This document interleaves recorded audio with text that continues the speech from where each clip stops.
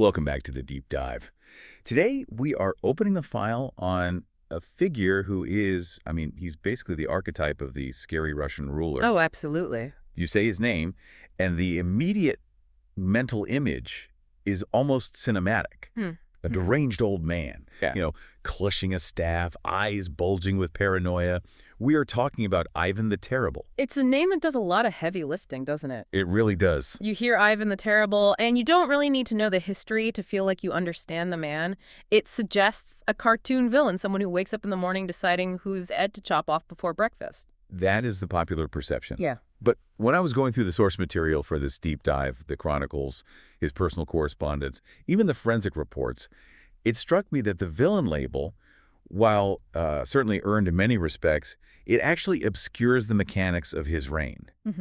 He wasn't just a madman. He was the architect of the modern Russian state. Precisely. If you strip away the caricature, you find a highly complex political operator. And interestingly, the caricature starts with the name itself. We translate it as terrible, which in modern English just means bad or horrific. Right. But the Russian word grozny, it meant something very, very different in the 16th century. Right. Let's unpack the linguistics first.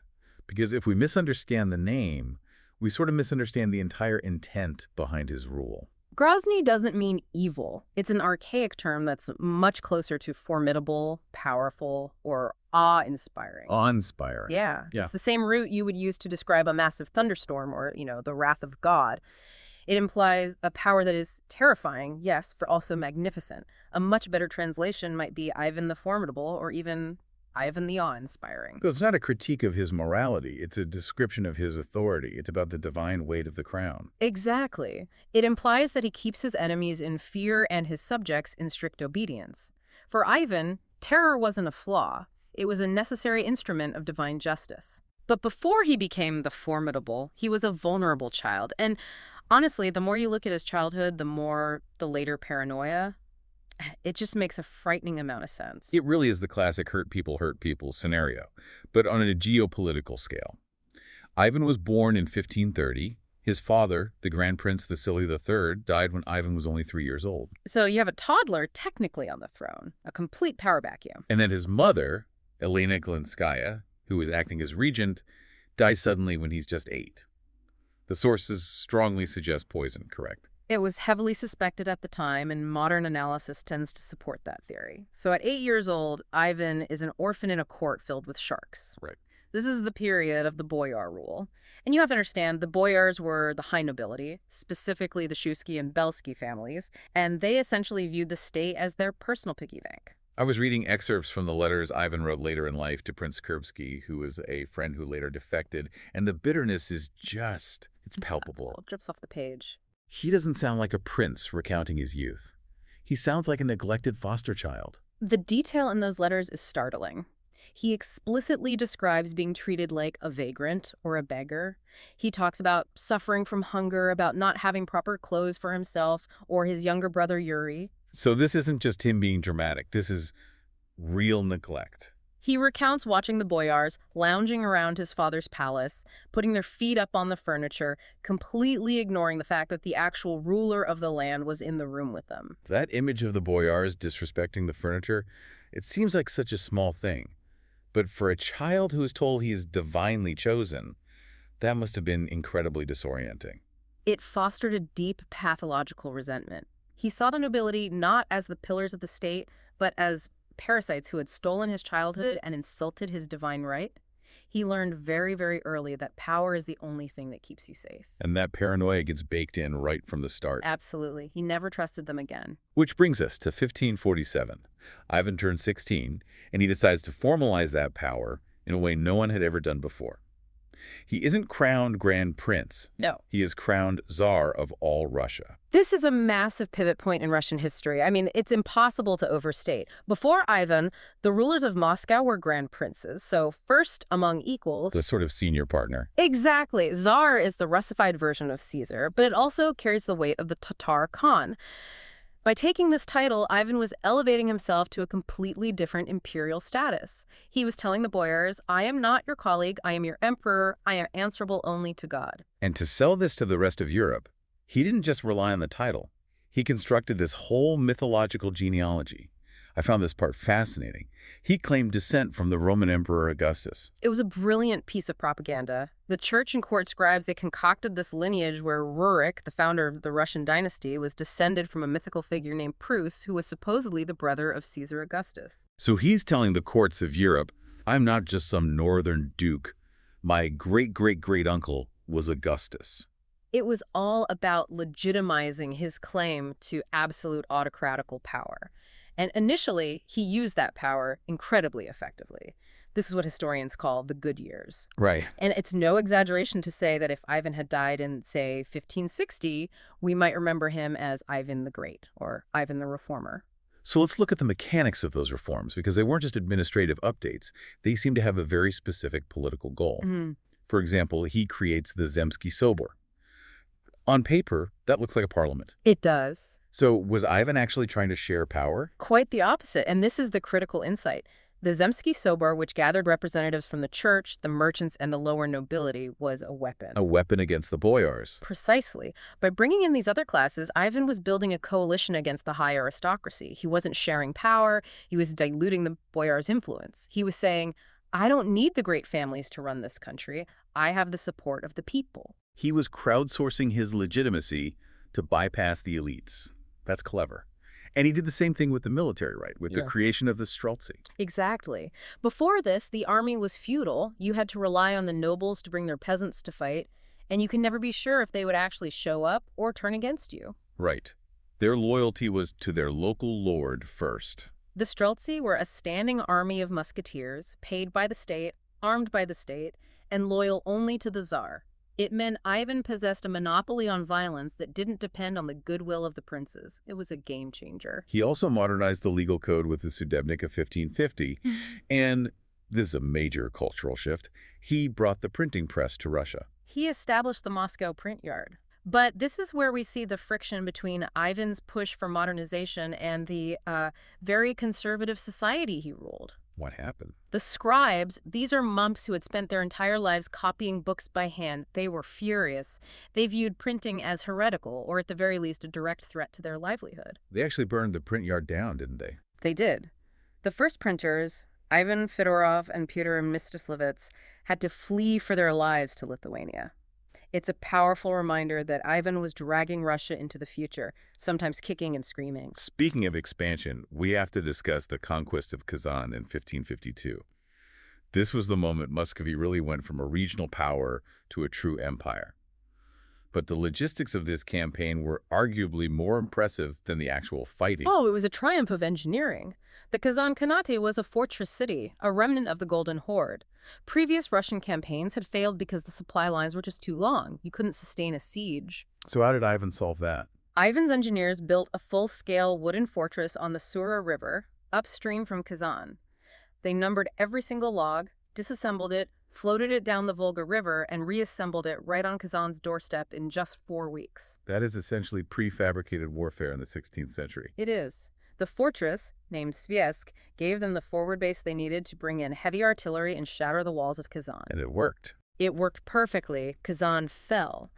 And this victory was monumental. It wasn't just a military conquest, it was a religious one.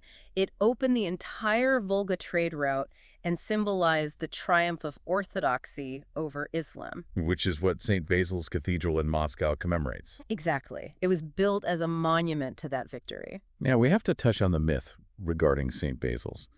The story goes that Ivan was so struck by its beauty that he blinded the architect, Postnik Yakovlev, so he could never build anything to rival it. It's a great story, but does it hold up? It does not. It's a Gothic legend that was added much later to enhance his reputation for cruelty. We know for a fact it's false because Postnik Yakovlev shows up in official records years later, designing the walls of the Kazan Kremlin. Right. It's kind of hard to draft blueprints if you've been blinded. It is. But, there is a real visual symbol from this victory that survives today. If you look at the crosses on top of the domes of many Russian churches... I think I know what you're talking about, the crescent moon at the bottom. Yes. You'll often see the Christian cross standing on top of a crescent moon. In the context of the time, this was a clear, unambiguous declaration. The cross has conquered the crescent. It was a visual manifesto of Ivan's holy war. So up to 1560, we have a reformer, a conqueror, a state builder. But the cracks were always there, weren't they? It's not like he just woke up one day and decided to be paranoid. The paranoia was the baseline. It was his factory setting, you could say. But two specific events triggered the avalanche. The first was in 1553 when Ivan fell deathly ill. He thought he was dying. Okay. And on his deathbed, he demanded the boyars swear allegiance to his infant son, Dmitri. And they hesitated. Worse. Many of them flat out refused. They didn't want another child ruler. They remembered the chaos of Ivan's own childhood. They started jockeying for a different cousin to take the throne instead. Right in front of them. Right in front of the man they thought was dying. But then Ivan recovered. And he never, ever forgot that moment. To him, it was absolute proof that his entire court was filled with traitors just waiting for his heart to stop beating. It confirmed his worst fears from childhood. It did. And then, the final straw, the event that truly broke him, was in 1560, the death of Anastasia Romanovna, his first and most beloved wife. By all accounts, Anastasia was the only person who could ground him, right? She was his emotional anchor. She was. When she died young, Ivan was absolutely convinced she had been poisoned by the boyars. He just fell apart. And was she? Is there any truth to that? Well, this is fascinating.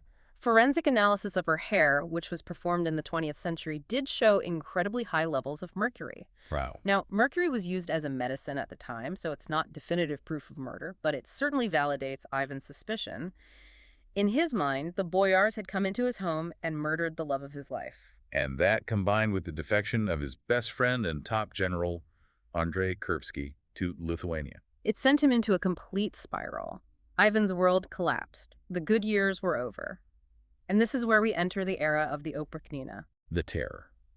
And it began with one of the most manipulative, brilliant political stunts in history, the abdication bluff of 1564. It is an incredible piece of political theater. I find this move so fascinating because it shows he understood the psychology of his people perfectly. He didn't just purge the court immediately. He just left. He packed up his treasury, his most important icons, his family, and moved to a settlement outside Moscow. Then he sent 2 letters back to the capital. One for the nobles, one for the people. Exactly. One to the boyars and the clergy, accusing them of treason and embezzlement, and a second one to the common people of Moscow, telling them, I have no quarrel with you, you are blameless, but the elites are forcing me to quit. He weaponized the peasantry against the nobility. It's genius. It caused absolute panic. The people believed the Tsar was their direct link to God, their protector. Without him, they were spiritually and politically orphaned. They nearly rioted, forcing a delegation of boyars and clergy to write out to Ivan and beg him to return on any terms he wanted. And the terms he dictated fundamentally broke the Russian state. He demanded 2 things. First, the right to execute traitors without any interference from the church or the council. Absolute power over life and death. And the second part was even more radical. He split the entire country in 2. One half, the Zemshina, would be run by the boyars as normal. The other half, the Oprichnina, was Ivan's personal property, his private fiefdom. This wasn't just a geographic split. It was a state within a state. Correct. And of course, the Oprichnina included the wealthiest towns, the best agricultural land, the most important trade routes. And to police it, he created the Oprichniki. These are the figures that haunt Russian nightmares. The men in black. They weren't just soldiers. They were a cult of personality. They were. They dressed entirely in black, like monks, riding black horses. But the visual branding that really sticks with you is what they tied to their saddles. I read about this. A severed dog's head in a broom. Yes. The symbolism was blunt and absolutely terrifying. The dog's heads signified that they would sniff out treason and snap at the heels of the Tsar's enemies. And the broom. The broom signified that they would sweep Russia clean of corruption and traitors. Imagine the psychological impact of seeing 1,000 men riding into your village with rotting dog heads hanging from their saddles. It was state-sponsored terrorism. And the economic impact was just as devastating. This wasn't just about killing people. It was about looting. It was organized plunder on a national scale. If the Tsar decided a noble was a traitor, the Oprichniki would seize his lands, his wealth, everything. They would then demand exorbitant taxes from the peasantry on those lands, sometimes 10 years' worth of payment in a single year. It must have just shattered the economy. It did. It decimated the agricultural base of the country and led to widespread famine. People fled their lands, becoming vagrants. This all culminates in the sack of Novgorod in 1570. And Novgorod wasn't just another city. It was a historic rival to Moscow, a proud republic with a tradition of independence. That independence was exactly why Ivan hated it. It represented an alternative to his model of autocracy. Based on a very flimsy, unproven rumor that Novgorod planned to defect to Lithuania, Ivan marched the Oprichniki there. And what followed wasn't a police action, it was a massacre. It was pure butchery. The details are gruesome. Men, women, and children were tied to sleighs and run into the freezing Volga River to drown. The city was systematically looted for 5 weeks. What are the casualty numbers on that? They vary wildly. The chronicles from the time talk about tens of thousands, maybe up to 60,000, but the city's population was probably smaller than that. Modern historians think perhaps 2,000 to 3,000 people died, but really the numbers matter less than the intent. Which was? Ivan wasn't just killing people, he was killing the spirit of Novgorod. He was physically and psychologically erasing the idea that there could be any power in Russia other than his own. But the terror eventually hit a wall. Right. The Oprichniki were great at terrorizing unarmed farmers and townspeople, but when a real army showed up, they fell apart. That's the ultimate irony of a police state. The Oprichniki were bullies, not soldiers. In 1571, the Crimean Tatars launched a major raid on Moscow. The Zemshchina army was fighting elsewhere, so the job of defending the capital fell to the Oprichniki. And they failed. They failed spectacularly. They broke and ran. The Tatars burned Moscow to the ground. Ivan, hiding in a state house, realized his instrument of internal terror had made the state completely vulnerable to external threats.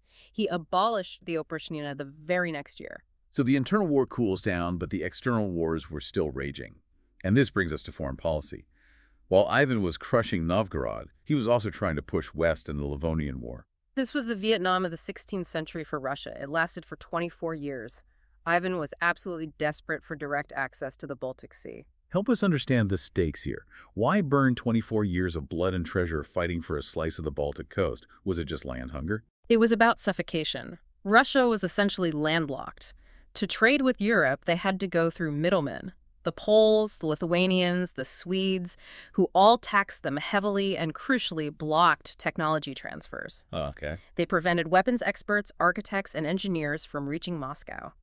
Ivan knew that if Russia didn't get a direct port, they would always be a second-rate technological power. He was trying to break the blockade. And he failed. Comprehensively. It was a disaster. He ended up fighting Sweden, Poland, and Lithuania simultaneously.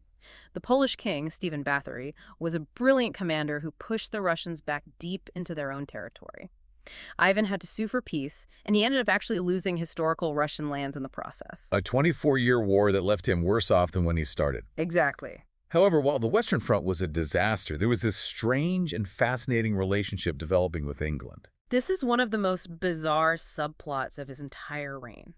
English merchants, looking for a northern route to China, had accidentally discovered a route to Russia via the White Sea, completely bypassing the Polish-Lithuanian blockade. So they found a back door. They did. The Muscovy Company was formed, and Ivan and Queen Elizabeth I became pen pals. But they were having two completely different conversations in these letters, weren't they? Elizabeth wanted trade deals. Ivan wanted something much more. He wanted a full-blown military alliance. And not just an alliance. Ivan was so paranoid about his own boyars overthrowing him that he actually proposed a secret asylum treaty.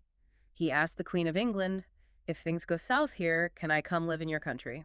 The idea of Ivan the Terrible retiring to a cottage in the English countryside is just, it's mind-boggling. Can you imagine? Elizabeth was very polite but very non-committal. She agreed to grant him asylum but stipulated he'd have to pay his own way. She wasn't about to put the Russian Tsar on the English public purse. And Ivan did not like that. Ivan was furious. He felt she was treating him like a merchant, not a fellow monarch. He wrote her a surprisingly rude letter back, famously telling her she acted not like a sovereign, but like a vulgar trading wench. Calling Queen Elizabeth a vulgar trading wench is certainly a diplomatic choice. It really shows his complete inability to understand a monarch who was accountable to a parliament or interested in commerce. To Ivan, a ruler who cared about trade margins wasn't a real ruler. We've covered the West and the internal terror, but we have to talk about the expansion east, because this is the moment Russia stops being a European state and becomes a Eurasian empire. Right. We're talking about Siberia. Right. But Ivan didn't send the army to do this, did he? The whole thing started very differently. No, it didn't. And this is where the story sounds more like the East India Company than a royal conquest. It was essentially a corporate venture. Started by a single family. The Stroganov family. They were incredibly wealthy salt merchants. They were effectively running their own private fiefdom on the frontier near the Ural Mountains, and they hired a man named Yermak Timofeyevich, who was basically a river pirate. A Cossack mercenary, yes. They hired him to protect their investments and trading posts from raids by the local Siberian tribes under Khan Kuchum. So the conquest of Siberia, this massive addition to the map, started as a private security operation. It did. Yermak, with a small band of Cossacks armed with muskets, went on the offensive against the Khanate of Sibir. They were vastly outnumbered but had the technological edge. They defeated Khan Kuchum's army, captured his capital, and Yermak sent a messenger to Ivan with a simple message: "I offer you Siberia." How did Ivan react to that? I didn't order this, but thanks for the continent. Initially, he was angry because the Stroganovs had provoked a war he didn't want or authorize. But once the victory was secured, he was delighted. He pardoned Yermak and sent reinforcements. It opened up vast, unimaginable resources: furs, minerals, timber. It changed Russia's destiny. It did, even though Yermak himself eventually died in an ambush, drowned in a river because the suit of armor Ivan sent him as a gift was too heavy. The door to Asia was kicked wide open. Russia's center of gravity shifted forever eastward. We've looked at the map, and we've looked at the politics. But we can't finish this deep dive without looking at the man himself in his final years. Because the tragedy of Ivan isn't just political, it's deeply, deeply personal. His personal life was just chaotic. Church law allowed a maximum of 3 marriages. Ivan had at least 6 or 7 wives, depending on how you count them, He was collecting them. and discarding them. Some died under mysterious circumstances, some were forced into convents. He was living in a state of constant sin according to his own deeply held religious beliefs. That must create a kind of psychological dissonance. An extreme one. He would spend hours banging his head on the floor in prayer, begging God for forgiveness, and then turn around and order another brutal execution. He even kept a synodic, a book of lists of his victims, so he could pay monks to pray for their souls. That is a special kind of psychological torture, paying for the salvation of the people you yourself murdered. But the ultimate tragedy, the act that defines his later years, happened in 1581, the death of his heir, Ivan Ivanovich. This is the event that doomed the dynasty. Ivan Ivanovich was 27 years old. He was capable, he was tough, he had been trained his whole life to rule. He was the only son who was prepared for the job. What sparked the conflict? The sources say it was something domestic. It started with a family argument. Ivan confronted his son's pregnant wife, Yelena, claiming she was dressed immodestly, perhaps wearing only 1 layer of robes instead of the traditional 3. He began shouting at her, maybe even beating her. And the son intervened. Naturally. The Tsarevich, Ivan, rushed in to protect his wife and their unborn child. The argument escalated. The father and son were screaming at each other, and Ivan, in a fit of uncontrollable rage, swung his iron-tipped staff. The same staff he always carried. The same one. It struck his son in the temple. The famous Repin painting catches the moment right after this, the horror in the old man's eyes as he clutches his dying son, blood everywhere. He had killed his own legacy. Instantly, the rage was gone, replaced by horror. He spent the next several days howling in grief, pacing the palace, refusing to sleep. Because he knew the remaining heir, his younger son Fyodor, was completely unfit to rule. Fyodor was described as weak-minded. Right. Pious but simple. Yes. He was gentle, very religious, perhaps intellectually disabled. He had no interest in power whatsoever. Ivan knew that by killing his capable son, he had effectively signed the death warrant for the Rurik dynasty, which had ruled for over 700 years. And he was right.